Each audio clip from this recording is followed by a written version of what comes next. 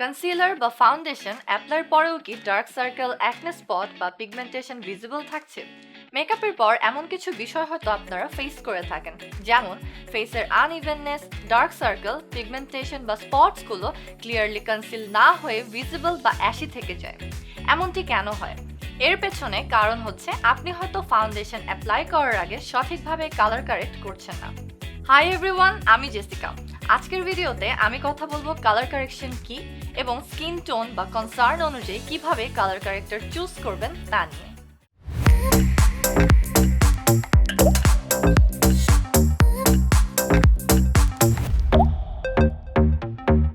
Colour correct করার আগে আমাদের জানতে হবে কালার কারেকশন কি এবং কেন মেকআপের আগে কালার কারেক্ট করে নেওয়াটা ইম্পর্টেন্ট।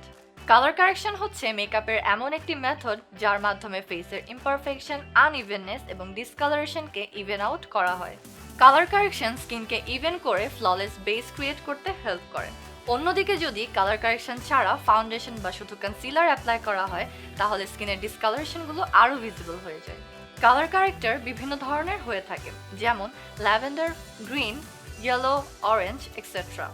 অবশ্যই স্কিন টোন এবং স্কিন কনসার্ন অনুযায়ী কালার কারেক্টর চুজ করতে হবে, কারণ রাইট শেডের কারেক্টর চুজ না করলে ইমপারফেকশন হাইড না হওয়ার বদলে হতে পারে ঠিক তার উল্টো।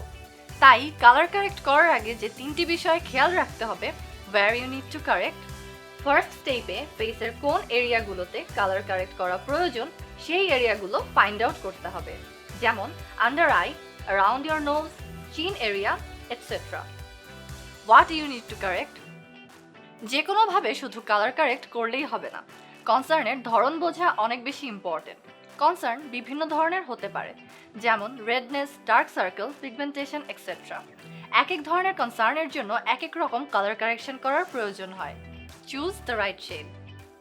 কনসার্ন এবং স্কিন টোন অনুযায়ী কালার কারেক্টর চুজ করা উচিত। এতে কারেক্টর প্রপারলি স্কিন কমপ্লেক্সনকে নিউট্রালাইজ করে ডিসকালারেশনকে ইভেন আউট করবে।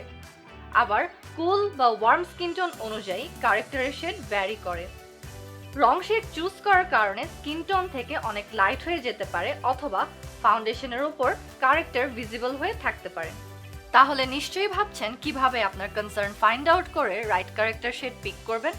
নো ওয়ারিজ, এখনই বলে দিচ্ছি কোন শেডের কারেক্টর আপনার কনসার্নের জন্য বেস্ট হবে। ডার্ক সার্কেল হাইড করার জন্য অরেঞ্জ কারেক্টর সবচেয়ে কমন কারেক্টরগুলোর মধ্যে একটি। এটি মিডিয়াম টু ডার্ক স্কিন টোনের জন্য একদম পারফেক্ট। কনসার্নড এরিয়াতে অল্প করে অরেঞ্জ কারেক্টর নিয়ে স্পঞ্জ দিয়ে ব্লেন্ড করে নিন। আপনার কাছে যদি অরেঞ্জ কারেক্টর না থেকে থাকে তাহলে কি করবেন? এর পরিবর্তে ছোট একটি হ্যাক হচ্ছে যে কোনো রেড লিপস্টিক অথবা orangish red creamy lipstick apply করলে সেম ইফেক্ট পাবেন। এর উপরে ফাউন্ডেশন অর কনসিলার অ্যাপ্লাই করলে পেয়ে যাবেন perfect, even and flawless base. তবে যাদের স্কিন টোন ফেয়ার, তাদের ডার্ক সার্কেলের ধরন ডিফারেন্ট হয়ে থাকে, তাই ডিরেক্ট অরেঞ্জ কারেক্টর ইউজ না করে পিচ কারেক্টর ইউজ করতে পারেন। এতে করে স্কিন অনেক বেশি অরেঞ্জিশ লাগবে না, বরং পারফেক্টলি ডিসকালারেশনকে ইভেন আউট করতে হেল্প করবে।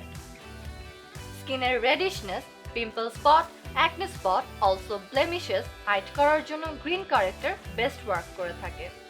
তবে খুব হালকা লেয়ার অ্যাপ্লাই করতে হবে, না হলে কিন্তু ফাউন্ডেশনের উপর গ্রিনিশ ভাবটি বেশি বোঝা যাবে। Make sure to use the right amount. Yellow corrector usually blue বা পার্পল টোনের যে ডার্ক সার্কেল হয়ে থাকে সেই ডার্ক সার্কেলকে নিউট্রালাইজ করতে হেল্প করে। শুধু ডার্ক সার্কেলই নয়, এটি ব্লু পার্পল ভেইনসও ইভেন আউট করে।